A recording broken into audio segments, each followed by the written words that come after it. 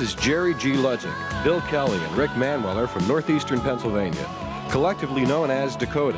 And although their names may not ring a bell, you'll probably remember hearing Jerry and Bill back in 1970, when under the name The Buoys, they had a number 13 hit single, Timothy.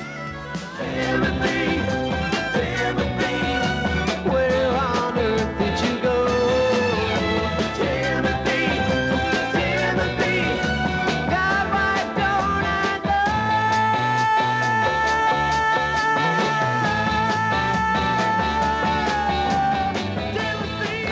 It was recorded, our first group, The Buoys, and was written by a good friend of ours, Rupert Holmes, who's having quite a bit of success right now on Broadway.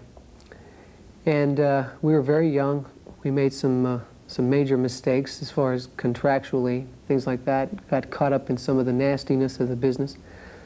But we recovered and survived, and a few years later we're still there, still making music, and hopefully we'll be making music for a while yet. The Buoys stayed intact for several years and had another noteworthy success, Give Up Your Guns, which was a modest hit in both the U.S. and Europe. Yeah, and then about 1978, I believe, we left the Buoys, and we hooked up with the drummer from the group Chicago, Danny Seraphin.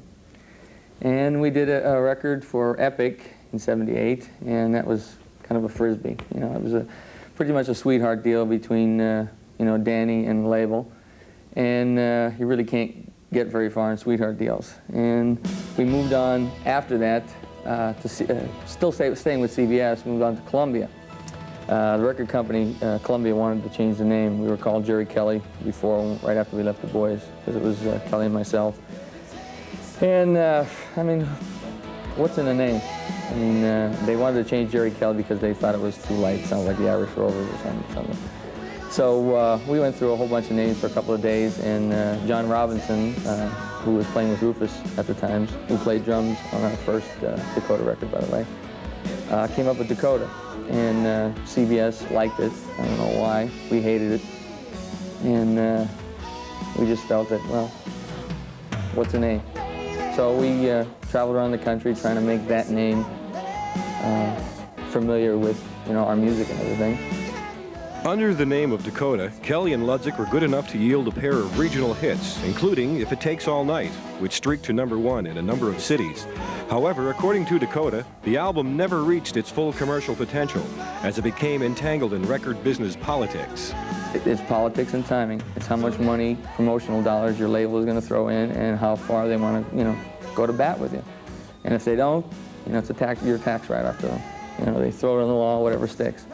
But once again, you can't take that personal, because I feel the Runaway album, as all our other albums, were just as good as anything that was on the radio. You know, I really believe that. And one of these times we make a record, we're going to get lucky with that one song that's going to get the airplay and get the promotion, and then they're going to say, where'd these guys come from? Perhaps the name Dakota did not become a household word. However, it was familiar to concertgoers in 1980 when Dakota opened for the nationwide tour of the group Queen. To this day, one of the high points of Jerry and Bill's 15-year collaboration. And that was a real fun